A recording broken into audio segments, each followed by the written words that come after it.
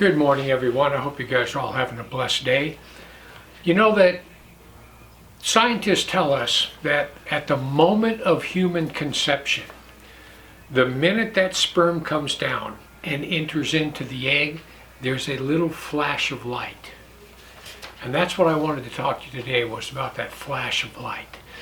You know, there's a transformation that happens when someone becomes born again. At that moment when someone becomes born again, they transfer from death to life. And at that very moment, the light comes on.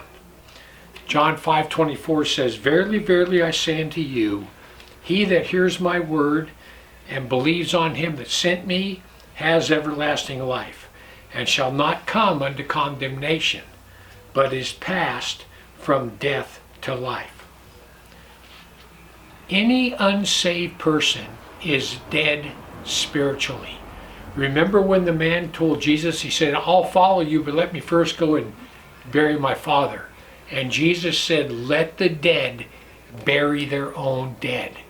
Any person who is not born again, they have their body and their soul. They do not have a spirit. When a person is born again, the Spirit of God comes and dwells within them. That is when they're complete, body, soul, and spirit.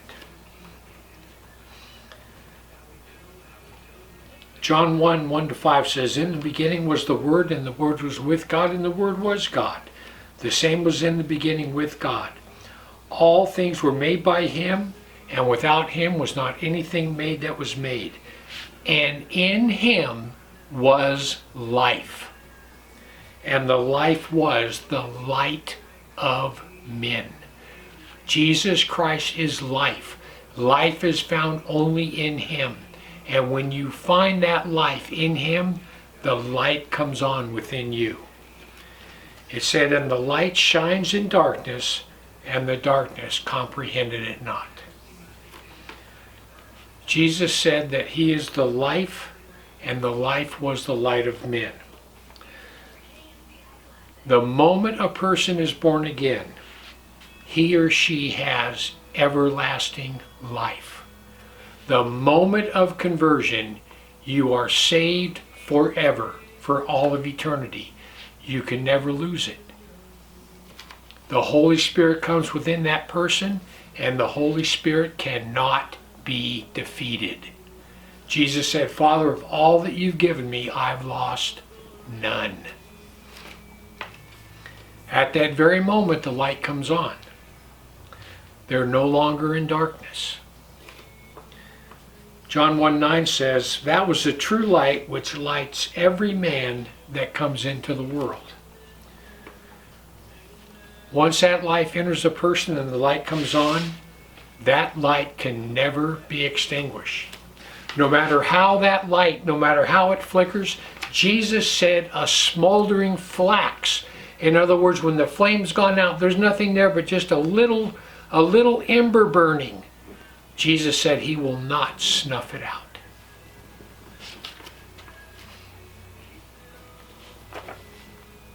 People, listen. The light that's within you, the demonic host will do everything in their power to try to snuff that light out, to try to reduce it to nothing but a little burning ember. That's what they're trying to do to your light. Matthew 5:14-16 says, "Ye are the light of the world. A city that is set on a hill cannot be hid.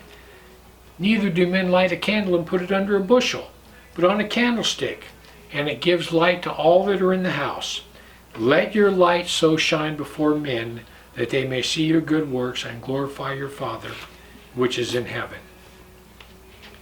People, what dims that light?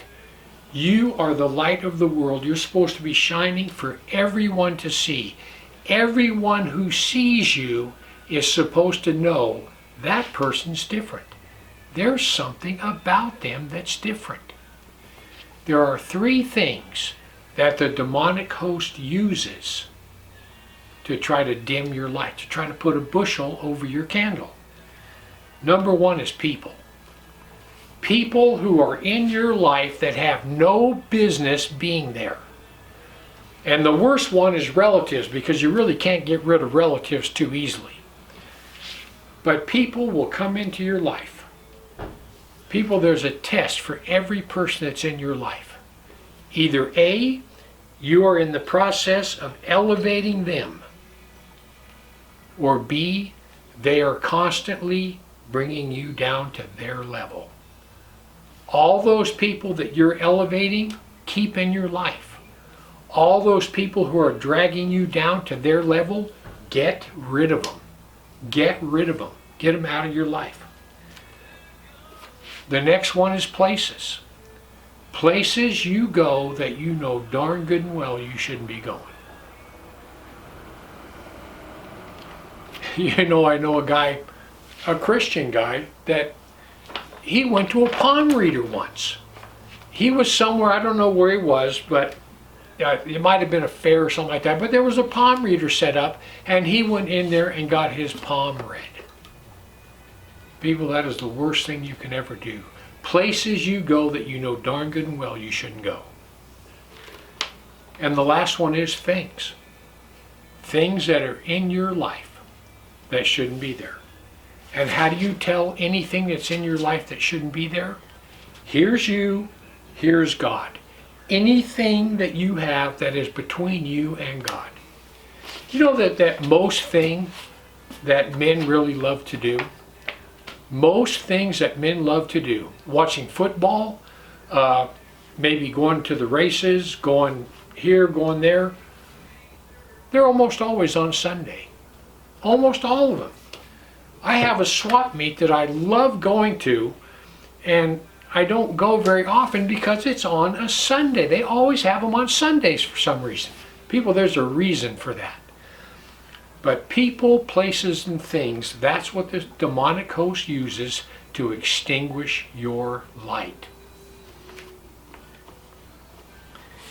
People, you ever spend hours in a movie theater? You know, when I was a little kid, me and my cousins would go to the movie. Well, back then, it wasn't like now. Back then, you would go into the theater, and they would have, first of all, they would have previews of movies that are coming, and then you would have one movie, a bunch of cartoons in the middle, and then another movie. You always saw two movies whenever you went to the theater. Well, listen, you get there like noon, and you'd be in there till like 6 o'clock in the evening. It was an all-afternoon affair to go to the movie. And I remember being in the movie for all that time, and then you would come out of the theater, and when you came out of the theater, you couldn't even see. That daylight would hit your eyes, and you'd be like, oh! You'd have your hands over your eyes. You'd have to stand there and get acclimated. You couldn't even walk down the sidewalk because you'd probably hit a pole. You would totally get acclimated to the dark, and you couldn't walk out into the light. People, listen. Satan does that exact thing to you. He starts extinguishing your flame a little bit at a time. He brings people into your life. Your conscience lets you go to some places that you shouldn't be going. Things that shouldn't be in your life. And little by little, he totally dims that flame till finally it's nothing but a smoldering wick. And you get used to it over time. You don't even know how dark you've become. John 3:19 says, and this is the condemnation, that light has come into the world, and men love darkness rather than light, because their deeds were evil. People, listen. We are coming right down to the end. Right down to the end. We are there. The end times are not in front of us. We're living in them. We are at the beginning of the end right now. People, listen. Take a look at your life.